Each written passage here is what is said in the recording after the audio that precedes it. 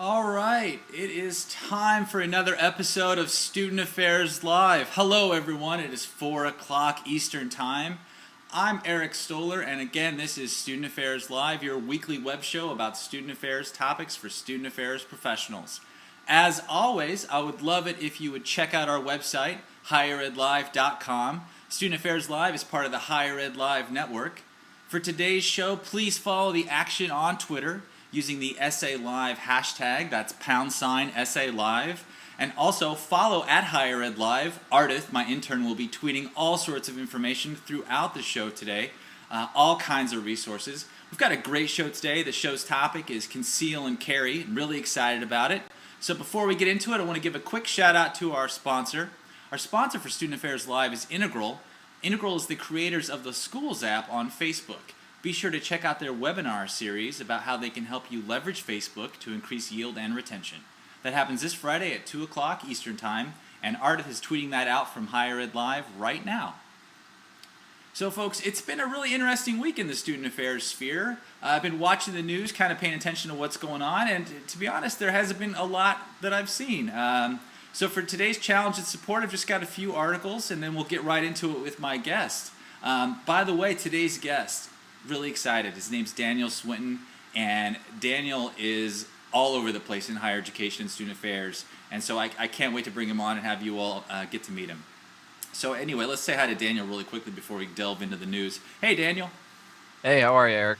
I'm doing well, man. I'm really excited to have you on, and I think we're going to have a great conversation today. Thanks, I'm excited. And I like the headset, too. Intro. Oh, dude, I did the AC/DC just for you. That was nice. I appreciate that. I'm thunderstruck. I'm thunderstruck by your appearance on the show. Thank you. All right, folks. So the challenge and support is my sort of weekly breakdown of the news in student affairs and higher ed.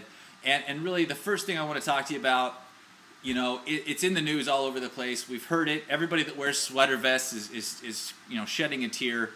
Jim Tressel has resigned as head coach of the football team from Ohio State University. Sports Illustrated has quite the article about it. It's a sad time really for the folks in Columbus because Jim Tressel was seen by many as not only as a coach but as a role model, a hero, and the article really breaks down a lot of things that have been happening, and so to definitely take a look at that, and I found it really interesting. Also, I'm not sure if folks have seen this, but it was an article from Stateline about states granting undocumented students, undocumented residents, in-state tuition. And the states were, I think Connecticut was working on it, Illinois just passed something, as well as Maryland. And this is a big issue. It's a big story because undocumented folks, many times, were brought over to the United States when they're 3, 4, 5 years old, etc., have gone through the K through 12 system, and in most states, that's the law. Just because you're not documented, you could still go through elementary school, junior high, high school, that type of thing. But when you graduate, where do you go? What do you do? I was talking with Daniel about this earlier. Most undocumented folks that I know, and I do know some undocumented folks, aren't flush with cash and can't pay out-of-state tuition. And so for those states that have granted undocumented folks in-state tuition, it says a lot, and kudos to those states because I think Illinois, they even kind of called it sort of a mini DREAM Act in a way at the state level. So definitely take a look at that article. Interesting topic. A lot of folks have opinions on both sides. Sort of in line with today's episode, there was an article in Inside Higher Ed today. The title was "Dodging a Bullet." And it was about the state of Texas and their legislature. They shot down, pun intended clearly on this comment, they shot down the idea or the law that they were trying to get passed through about conceal and carry on campus in the state of Texas. It's a highly politicized issue. Daniel and I are going to talk about it in a little bit. But definitely take a look at that article if you're looking for some more context, more information on this issue, because it's not going away anytime soon. There's a lot of states that are talking about this. Saw this morning. Jeff Jackson, who I had on last week, talking about alternative professional development. He mentioned that he was going to have an announcement on breakdrink.com, his website, about some sort of mini professional development sessions that they're going to have sort of hosted through Break Drink. And he calls them snackables. I love the title. It sounds like something you buy from the grocery store. But there's sort of miniature kind of unconference sessions, different topics, that type of thing. So check out that website. You can submit your own proposal, mini program for the snackable sessions. I want to give a shout out again to the National Conference on Student Recruitment, Marketing, and Retention from the folks at Noel Levitz. I get to go as a representative of Student Affairs Live in July, and I'm really looking forward to it. And again, one of these days I'm going to get around to putting a post up about just kind of some of the really cool sessions that I think are going to be interesting to go to at this conference. It's going to be a super cool event, and it's in the wonderful city of Denver, which is really pretty this time of year. So definitely take a look at that conference. I wanted to point out that I've sort of been gathering some videos from some folks who are posting little miniature YouTube clips about how they became student affairs professionals. I think we've got about 6 or 7 videos up there already.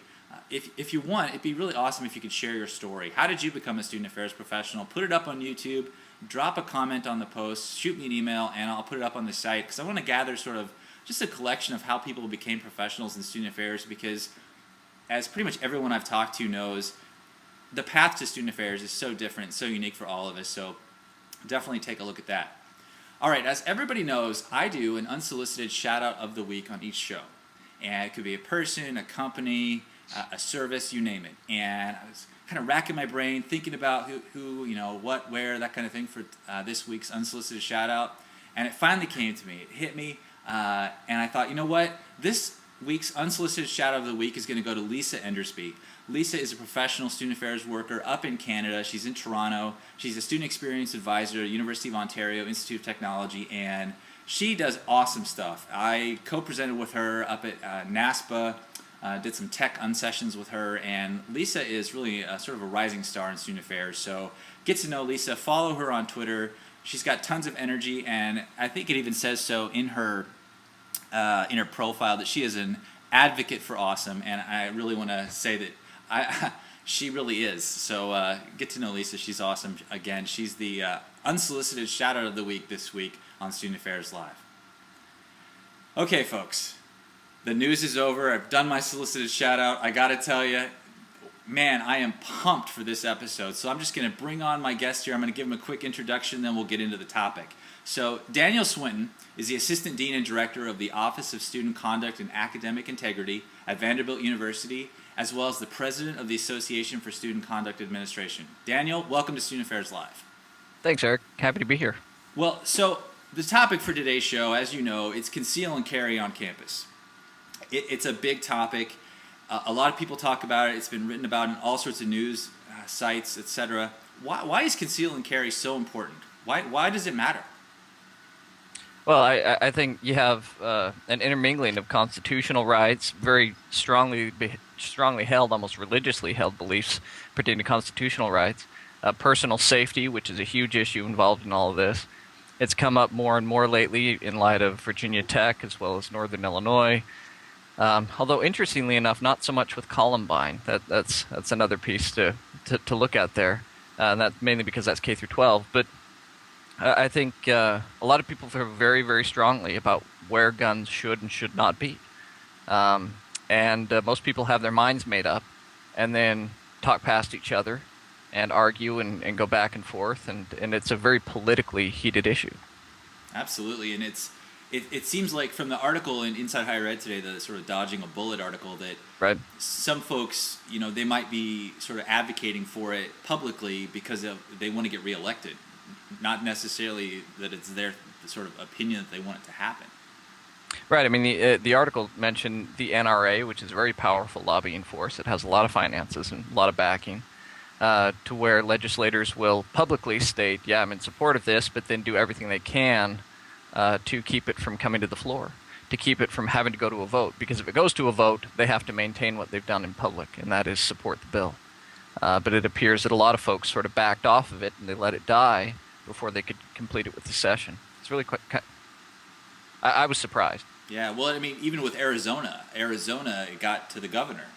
Right, and right. Everybody thought that she was going to sign off on it. And, right. and she surprised everyone.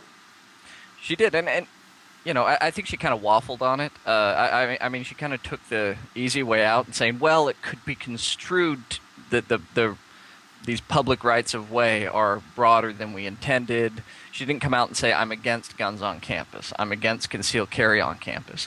She came out and said, well, the bill was possibly too broad, and so I vetoed it for that reason. Never mind that, they could have perhaps put their input in throughout the entire legislative process to make sure that didn't happen.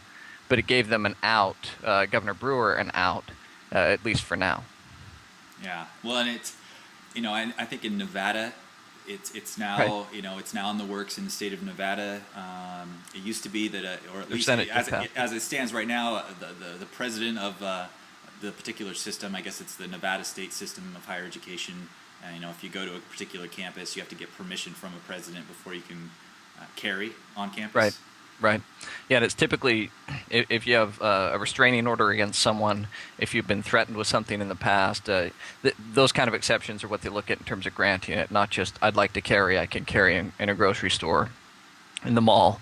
Those are the things, they're not granting that sort of an exception, particularly at the presidential level. Okay.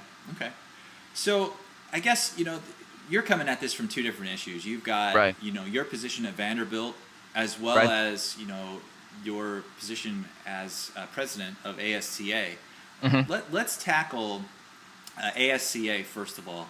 Okay. Now, I know that your association came out with several other groups, several other higher ed student affairs associations with kind of a Right. joint statement, Mm-hmm. sort of saying, we don't support conceal and carry on campus.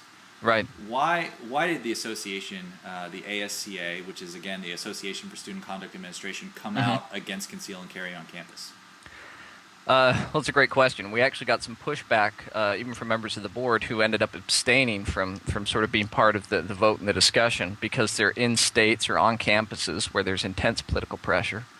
But we ultimately felt we tend to see the underbelly of a student body, right? We don't. The students we see typically aren't your Fulbright scholars. We see students who've made some poor decisions and have perhaps a little bit of a jaded view. We have a bit of a jaded view of our student body sometimes. But with that, we also see the problems caused in the absence of guns, even without guns on campus. And the fact that the disagreements, the inability to engage in appropriate conflict resolution that our students seem to suffer from, especially lately. And we just feel that an education institution, college or university, is a place where guns don't really have a purpose. They don't fill any need that outweighs the cost. So we're concerned about the conflict resolution piece. We're concerned about students who drink a lot and bringing guns into that mix. Particularly at Vanderbilt, it's a fully residential campus, right? So everyone lives on campus. And if you have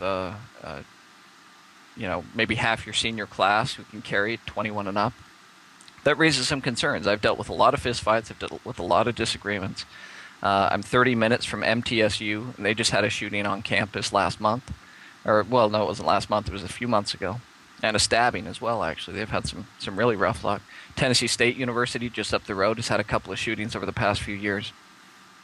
We don't want to create an environment where those sorts of things can happen, where disagreements can escalate into a shooting kind of a situation, and where innocent folks can get pulled into it more than just people yelling at each other. Yeah. Well, I guess that's one of the arguments that's been used that, if something goes down on campus, people, they reference Virginia Tech quite a bit. Right. It's kind of become the centerpiece for the arguments presented. Mm-hmm. With the idea or the rationale that if someone starts shooting, if there's a shooter on campus, I'll be able to protect myself. Right. If I have a firearm. Right. Can you speak to that logic a little bit? Well, I mean, I think it's more a perception of protection than it is an actual protection piece. I don't see, and on both sides of this, to be fair, it's largely perception on both sides. There's not a lot of hard data. There is some. IACLEA points out some of it. Students for concealed carry point out some of it. And they talk back and forth. But ultimately, people want to feel that if they're in that kind of a situation, they can protect themselves. That if they're barricading the doors, that they have the gun there, they can take care of it. They're not sitting in what is often called a victim-rich zone, where you just have all these sitting ducks, is sort of how the proponents describe it. That being said, though, in the Gifford situation, which actually occurred at a place where people could carry concealed, it didn't occur on a campus, that occurred at a grocery store right outside of one. And you're talking about Representative Giffords in Arizona. Right, correct, thank you. The one related to the Pima County College piece. There was a guy who actually came to intervene. He was carrying, and he almost shot the guy who wrestled the gun away from the shooter. Yeah. So he hesitated for just a second, ended up not shooting him, and called it very lucky he didn't shoot the wrong guy. So you get a little concerned about that when police show up on site. That's one of the big things that the folks against concealed carry on campus talk about, particularly ASCA and their statement that you'd sent out earlier. And ASCA, I just want to make sure, because we throw around a lot of acronyms. They're the Association for Campus Law Enforcement. Right. And they made a statement back in 2008 that came out against concealed carry on campus. Well, really what they kind of did was said, we believe that campuses should be able to determine their own safety standards, and we don't think that dictating concealed carry from the states down is a good approach.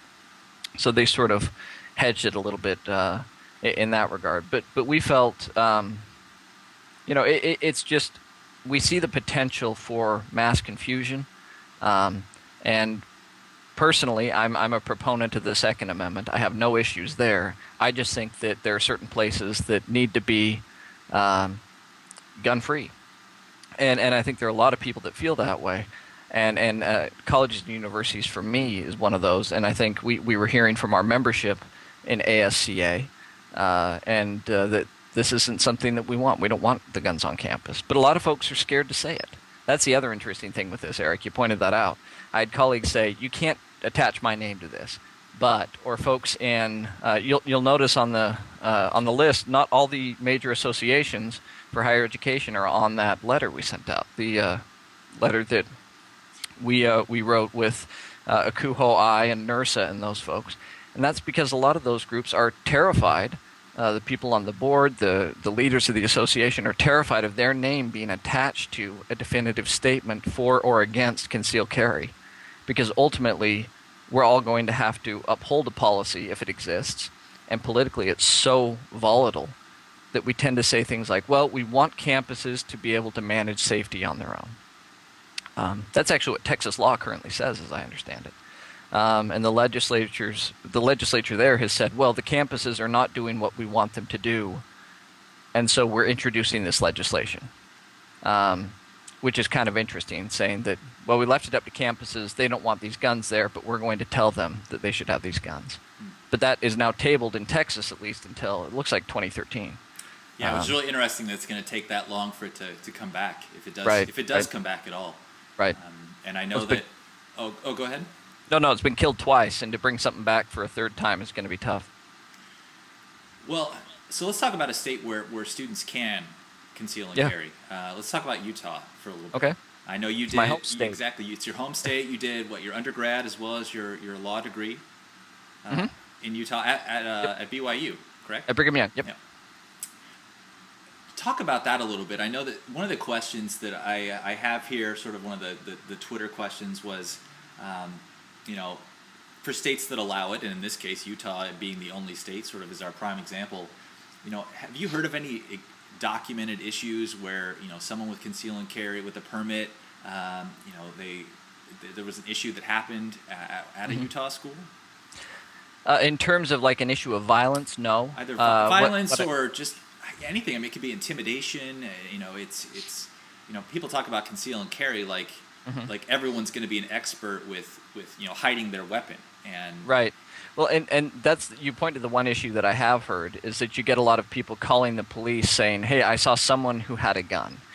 They're not hiding it very well, and so police have to go and find whomever this person is and discuss with them about, okay, here's a better way to hide your gun. Or it has worried students when they see someone, they know that you can carry concealed, but if someone is not taking the proper precautions to maintain that concealed carry, it is causing a bit of an excitement and some added work and stress on police forces. Some of the sort of clearing notifications, the timely warning issues. So those are the things. They're more administrative and I guess time intensive than anything that I've heard. I'm not aware of any others. I would be interested to know what there are, because those who are against concealed carry raise a whole litany of issues, which we, along with a number of other associations, did. I haven't seen a lot of those come up in Utah, to be fair, right? I mean, exactly. And so largely because I think most of those who go through the process to carry concealed typically are fairly law-abiding citizens. It's a bit of a process to get your permit to carry concealed. And those who are doing it are often those who are following the laws as they're as they're in place. And so I don't think we're seeing a lot of issues there. And I don't think we're seeing thousands of students marching around with handguns strapped to their sides, and protests and various other things that you read about a little bit in some of the rhetoric on the other end. Absolutely. Well, and with Utah, I would wonder about the environment for student conduct officials. Right. Most conduct codes outside of Utah state something. The language is something along the lines of, it's a conduct violation to have an unauthorized possession of a firearm on campus property. Right. In Utah, it's completely authorized by the law. Correct. It's actually, I mean, to say it's authorized, it's actually required is almost a better term for it. If you look at how it all went down back in 2006 with the lawsuit and everything. But it's interesting because in Utah, about 18 years ago in 1993, there was a shooting in a disciplinary hearing at Weber State University, which is about 50 miles north of Salt Lake City, Utah. It's in a city called Ogden. And Weber, it's a fairly good-sized institution. They were having a hearing about a disruptive student from Vietnam, I believe he was. And near the end of the hearing, he pulled out a .22 revolver and started shooting. He injured 3 people. And because of the nature of what he was being charged with and accused with, it was kind of harassment, stalking, intimidation. Because of the nature of that, they had a police officer present in the hearing. And that police officer ended up shooting and killing this student. And so people on both sides are looking at that and saying, okay, here's a trained police officer who did what needed to be done. And others are saying, well, maybe if the judicial officer had had a gun, they could have done the same. Wow. But regardless, it can be taken either direction. Regardless, the legislature carved out one of the few exceptions it initially carved out in Utah was for disciplinary hearings, or judicial hearings is kind of how they said it. That initially they can have them in residence halls, everywhere else. The one place they could not was a hearing room during the hearing. So there's a recognition from the Utah legislature even, that the conduct process is can be fairly volatile, can be very emotional, can be a very difficult place to be, and it's probably not a place guns should be present. And so even in a state like that, there's recognition that in the work that I do and that those in student conduct do, there's real reticence to say, let's allow people to conceal carry when we're suspending or expelling or putting them on probation, etc. Well, I just wonder what the conduct sanctions would be like in that environment. Obviously, at Vanderbilt, if a student comes to campus with a handgun, it's a pretty clear-cut violation. Right. It seems to me that there's a huge amount of training and knowledge that needs to be passed on to student conduct folks, because just the idea of, you sort of brandish your weapon a little bit, which, again, it's kind of, the kind of thing where rumors start or hearsay, and it gets to you all. How do you even start to do sort of educational sanctioning around that issue? Right. Because at that point, you're talking about a threat that involves a very deadly weapon. And so I think people in states where this is becoming permissible, I think people need to look at their codes of conduct and say, okay, when someone threatens you, just says, I'm going to get you, or I'm going to kill you, that's one thing. But if they say it and they flash their gun, and yet they have a right to carry it, oh, I didn't mean to flash my gun, how is that all going to play out? But when someone is lawfully carrying a concealed weapon, and yet uses it in a manner that's inappropriate, I think our codes need to look at how are we going to sanction that. And educational sanctioning at that point may be a little out the window. You may just be looking at the punitive piece. Yeah. I think there's some, you can have them write an essay in various things. But at that point, if someone is threatening using a gun, I don't think that has any place on a campus. Yeah, it goes from educational to the judicial system, for sure. Right. One of the questions that we got earlier via Twitter was, what about sort of tort law, duty of care, that type of thing? Obviously, you take a bunch of students in a van. There's that sort of expected duty of care on the university's behalf. Right. What if you've got a campus full of folks walking around with pistols under their belt? Does it enhance the liability, I guess, is the ultimate question. Perhaps. I think I serve on our behavioral intervention team, and I think there's a need to cross-reference those who are on that sort of watch list versus those who have concealed carry lists and see, okay, do we need to have some sort of intervention there? At what point do we tell them you can't have this gun anymore because there is liability that can accrue?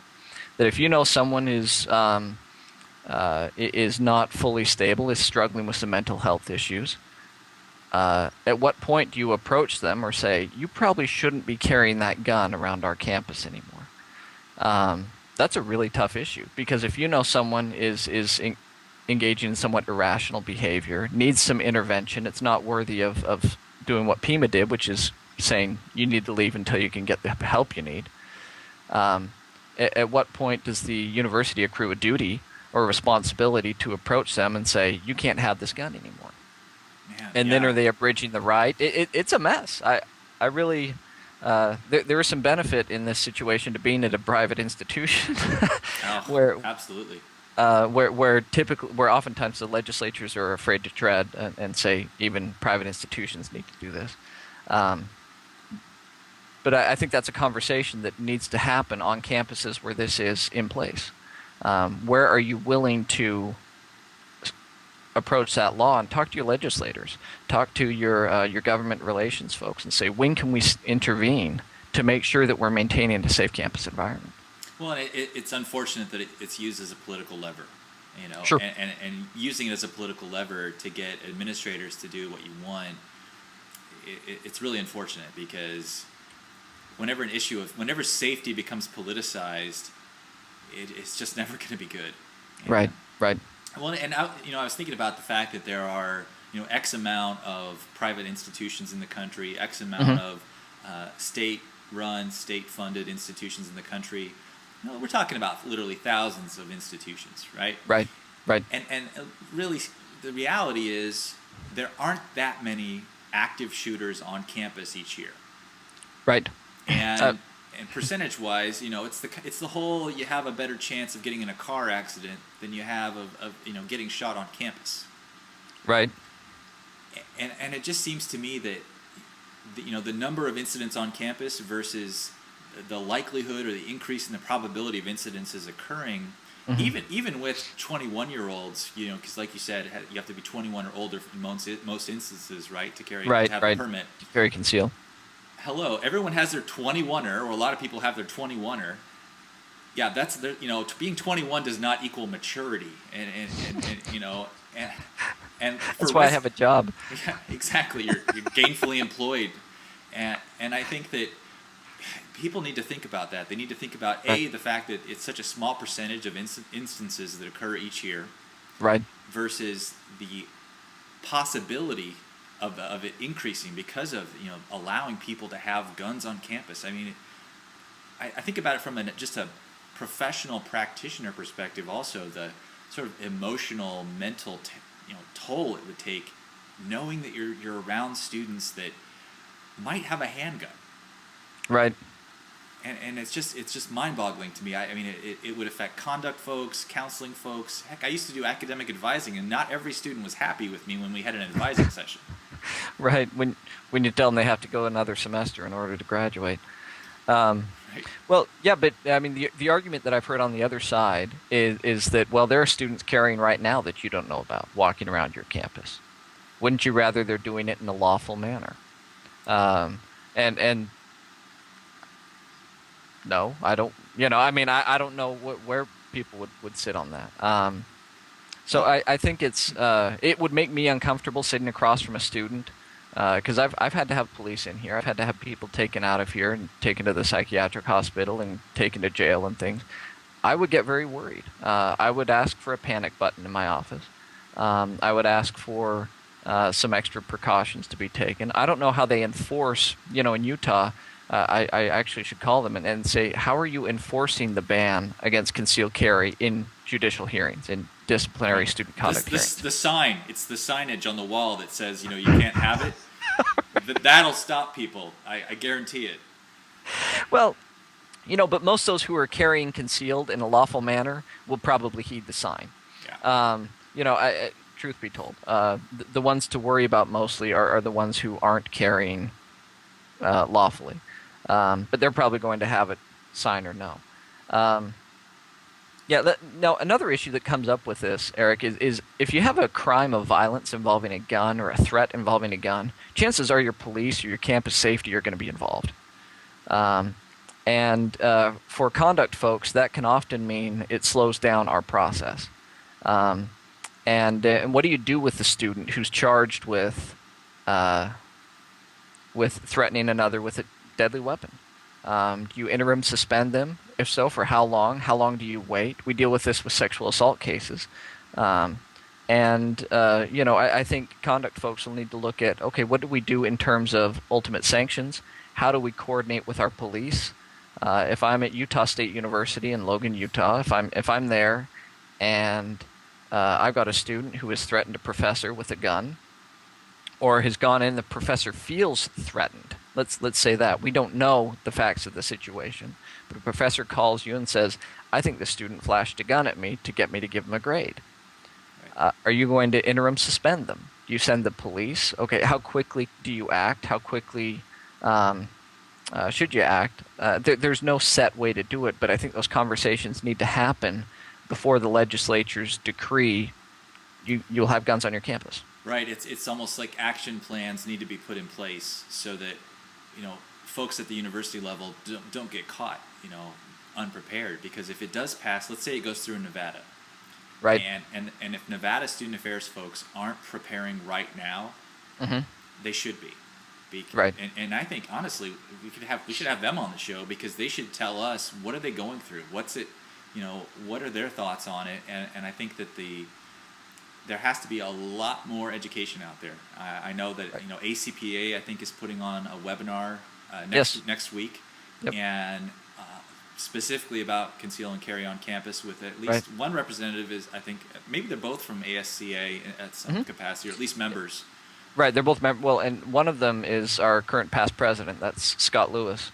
And the other is John Lowry, who's done a ton with us, does a lot with NASPA and ACPA. Both of them do as well. But I just presented with them for an ASCA thing 3 weeks ago. I may tune into that one. That actually looks fascinating. That's my unsolicited especially sort of shout. the bullet. I mean, the bullet points on it are that there's just a lot of things to learn, policies, and the more we know about it, the better. I think it's the kind of thing where you could probably learn something new each time you check out a webinar, you watch this show, you read something online. Right. Well, another issue that people bring up is the issue of suicide. Mm-hmm. Figures show that people typically kill themselves in their homes, and guns are involved a large percentage of the time. I don't know the statistics. I think it's around 50, but don't quote me on it. But ultimately, suicides on a campus are a huge detriment to a lot of things. They take a lot of time, a lot of energy. They're tragic as can be. How are you going to deal with the student next door who hears the gunshot? How are you going to console the person who sees the person kill themselves, or walks in on their roommate who's shot themselves in the head. That's concerning to me. You're looking at Cornell, which has these gorges. They're now talking about putting up nets over the gorges just to limit the ability of people to have access to a means to kill themselves. And yet at colleges and universities, we're now looking at allowing them to have guns. I just am not sure. From my personal stance, I don't think it's a good place to be, to have guns on a college campus. But I had another thought and it's gone. Go ahead, Eric. That's okay. That happens to me all the time on this show, folks. Sure. I'm talking to Daniel Swinton. Daniel works in student conduct at Vanderbilt University. He's also the president of the Association for Student Conduct Administrators. If you have a question for Daniel, please, I'm going to put it up on the screen again. Please feel free to, if you're on Twitter, use the hashtag SAlive. Ask some questions. I'll ask Daniel live on the air, as well as follow at Higher Ed Live, because we're tweeting all kinds of information, resources, etc. from there. And I noticed that Jeff Lale pointed out the sort of concept of maturity and being 21. And I want to just mention that the reason I said 21, and I know Daniel talked about that age too, is it's usually the legal minimum age to even apply for a conceal and carry permit. Correct. And then I know for a fact that life experience oftentimes helps with impacting folks' view on things, and just with your maturity increases the older you get. I mean, that's kind of a pretty generalizable rule.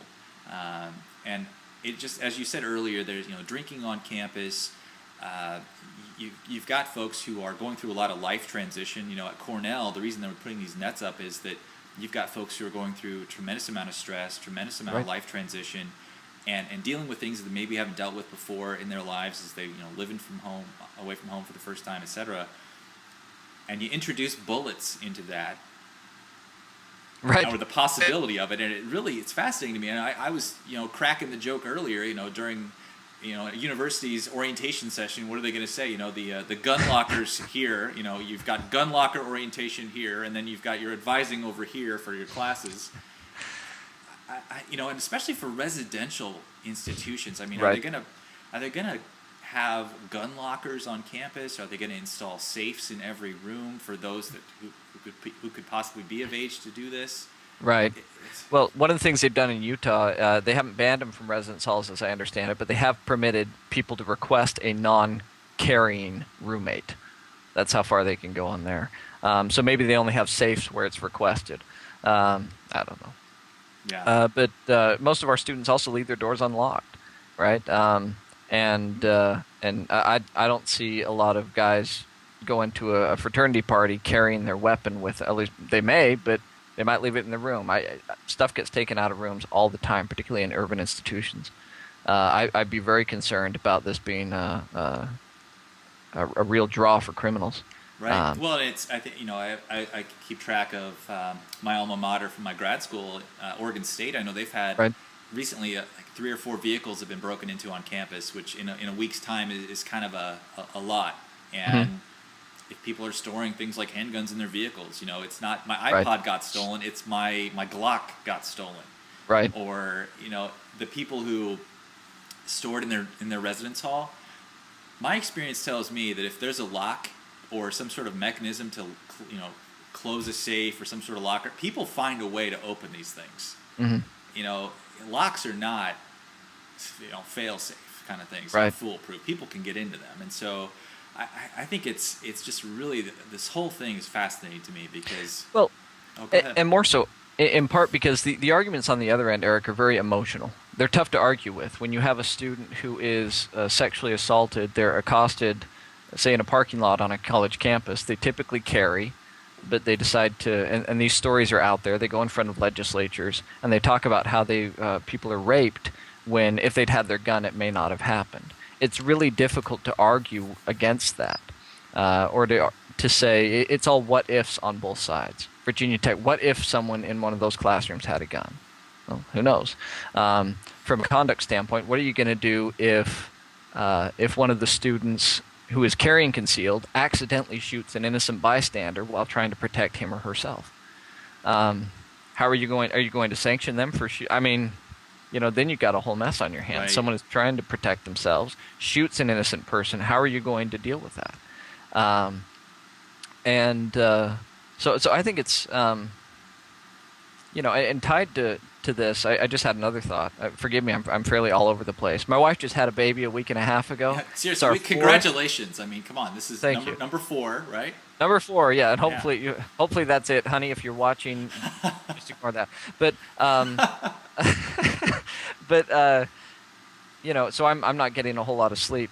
But in terms of have you tried Red Bull? I guarantee you, it'll give you wings. I got my Coke Zero. That's another unsolicited shout out for all sorts of product placement. It doesn't go straight to my hips apparently, but I wonder from a conduct standpoint, can you sanction someone? We often will remove people from a residence hall if they're disruptive, right? We'll kick them out of the residence halls, or in your conversation with Julie a couple weeks ago, you talked about dorms and how that's sort of a bad word. But if you kick them out of the residence halls, can't we tell them they can't have a gun? With a sanction? I mean, is that something we should be looking at? Where you say, okay, you misused your conceal carry ability or something, or we feel like what you did was improper. You accidentally had it show. It caused a whole ruckus. We had to shut down a whole building. You no longer can carry. Can we do that? I don't know. Right, because the law would say that they're following the letter of the law. They've got their permit. It's on file, and right. Yeah, that's. Right. I think it's almost like a choose your own adventure that has to be written by student conduct officials to say, what if this happens, and literally right. go through a retreat or something to have a brainstorming session on all these different scenarios, because I like that idea. I mean, we've been doing this in conduct for a long time, where we kind of know how to react to X situation that occurs because there's a history and there's a precedent of it taking place, and there's a body right. of knowledge. There's practitioners that know how they've sanctioned. People share information back and forth, and this is brand new. Right. And I think that I wanted to mention that Matthew Kurtz says that at the University of Idaho they have an on-campus gun locker that is run by the city police department with 24-hour access. It says it works well for their students, especially those with hunting backgrounds. And so I'm assuming this is for students who like to hunt, and they come to campus, the University of Idaho, and they want to bring their, let's just say they want to bring their rifle with them, or their shotgun or whatever, and so they can go hunting right somewhere, and so they can lock it up. And I think that's maybe a little bit of a separate issue.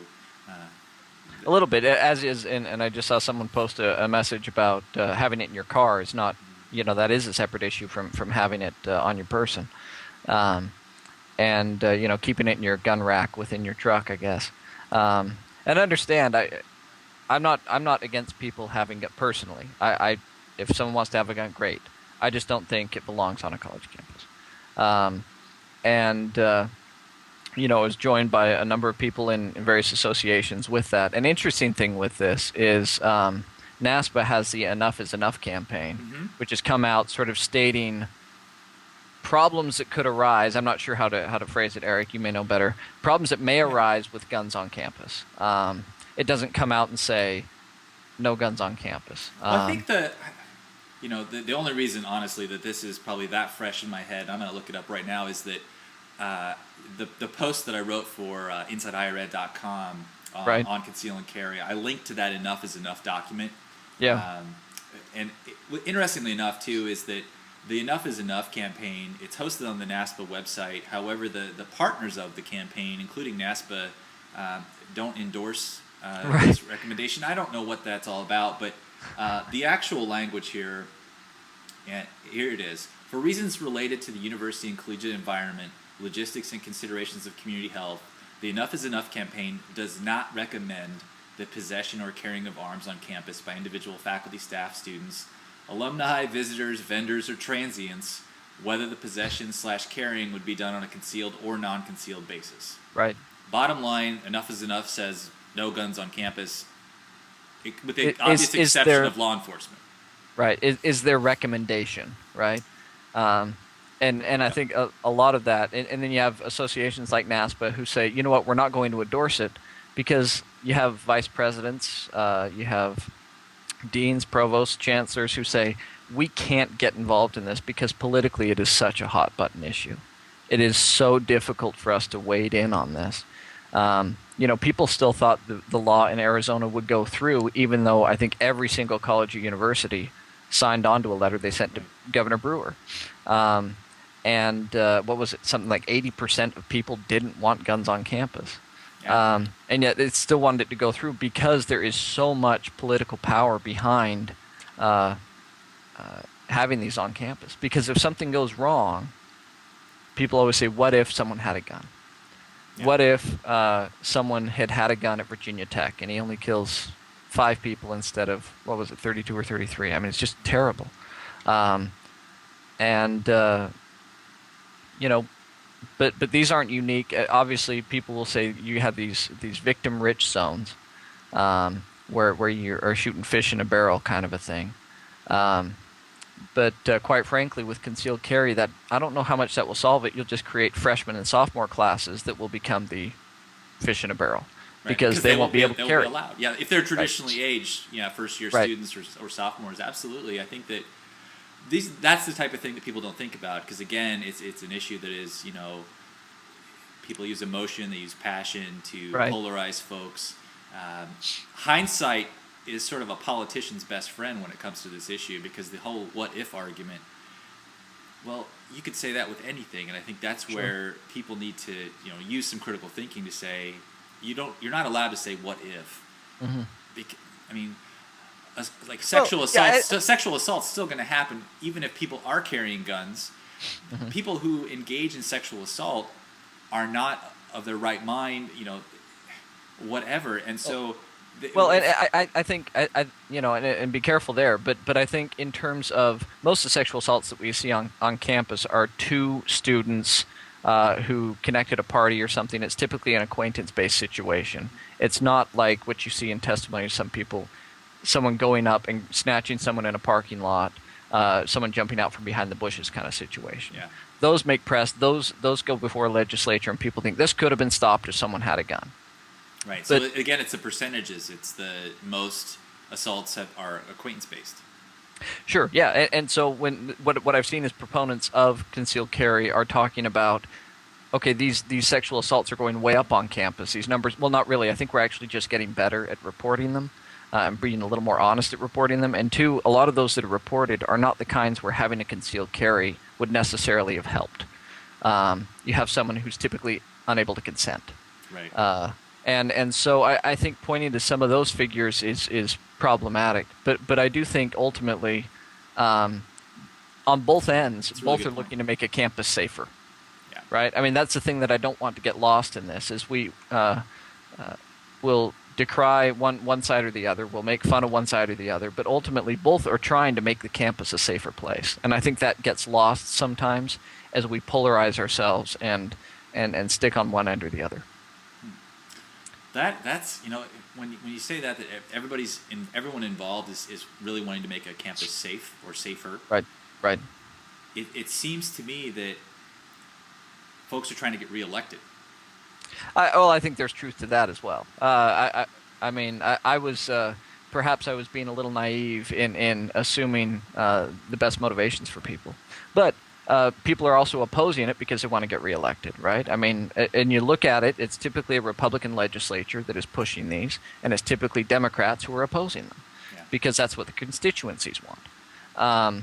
And there are also issues involved with views on, gun rights and other things that play into that. But I think when you're if I'm talking to a colleague who believes that you should be able to have guns on campus, they're saying it because they want to be safer.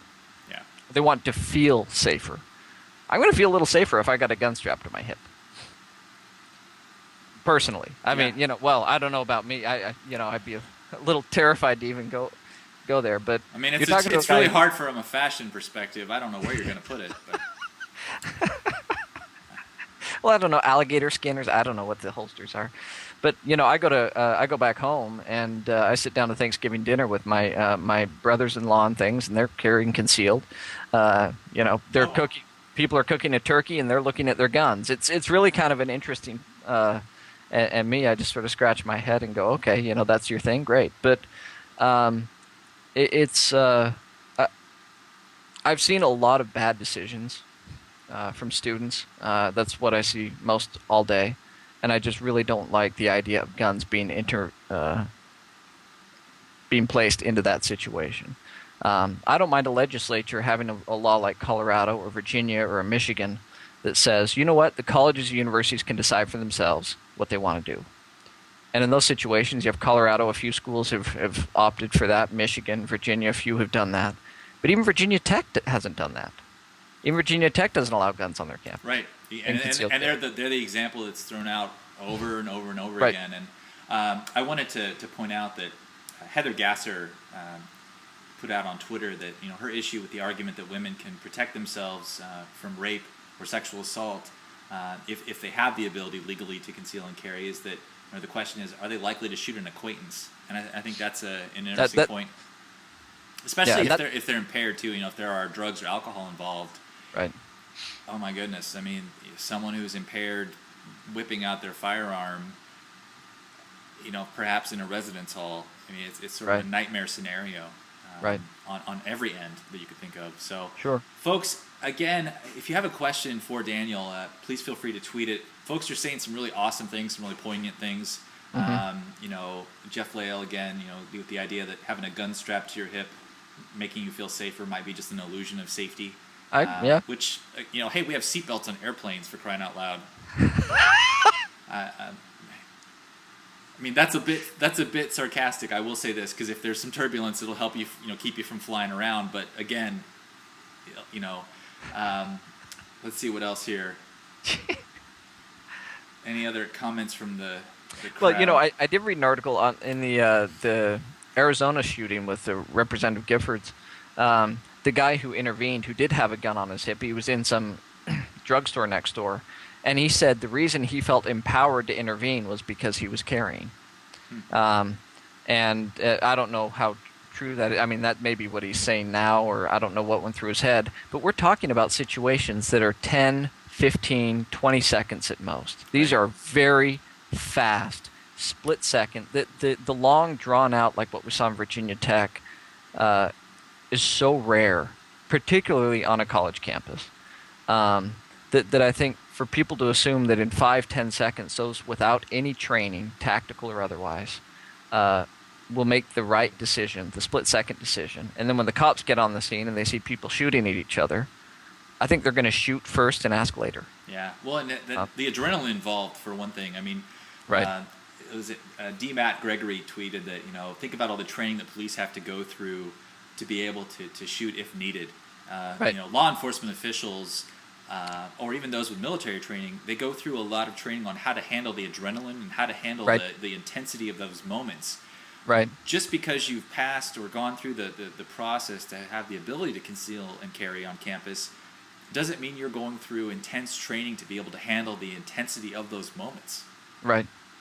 Well, and coming from Matt is a former FBI officer, and so he's been trained in a lot of these things, so he kind of knows what he's talking about. That's interesting. Matt Gregory there. But I think with this, I don't know if there are a lot of people that can be convinced one way or the other. That's the interesting thing about this argument, is I think most people have their minds made up about what is and isn't appropriate with this issue. Right. It's just what has the political power at the time and which type of emotion is going to win out. Emotion and or lobbying effort. I mean, maybe that's a cynical way to look at it. But I do think that colleges and universities in the states or the regions where this is being considered need to start looking at their codes and saying, where would we adjust this? How would we update our code? How would we deal with roommate situations where someone doesn't feel comfortable? They get matched with a roommate who has a gun. They don't want to be there. Okay, do you have places to move them? I just think that a lot of this is going to adjust the way we approach things. But go ahead. No, I think that that's a really good point. I think that if there is a couple takeaways from today, it would be not that this show is going to change anyone's mind, but just to be more informative and put information out there. I think that we're not presenting arguments for or against. We're putting out mostly information. You are for sure. I'm putting out maybe little snarky comments from time to time. but I will say that the other thing too is the preparation piece. From the association level, the ASCA, ACPA, ACUHO-I, the major players in this space need to be putting out information, need to be right. Journal articles, retreats, meetings, etc., brainstorming sessions. I think that for me, that's the major takeaway for me, is that in case it happens, if it goes through, you're ready.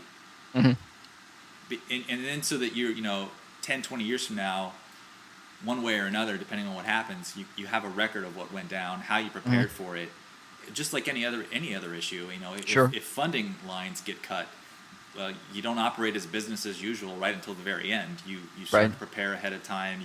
You reduce spending. You cut this or that kind of thing. So, Daniel, thanks for being on the show. Do you have any final thoughts for the folks who are watching today? Not so much. I mean, just really in terms of ASCA and things, please, if you're out there, let us know what you need, what information you want, what information you need, so we can provide you resources. Things like this. Eric, I think what you're doing is wonderful. I enjoy your show, particularly this one. I think this is your finest show ever. Oh, thank you. That's the best comment I think I've ever heard on the show, so well done. Thank you. I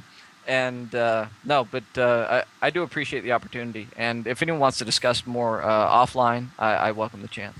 Yeah, and you are DC Swinton, correct, on Twitter. You're not tweeting too much, but we hope to get you, That's right. get your profile picture, get your profile kind of fleshed out a little bit, and maybe tweet a little bit more, and we'll go from there. So thanks again, Daniel, for being on the show, and love to have you on again some other time for sort of maybe round 2.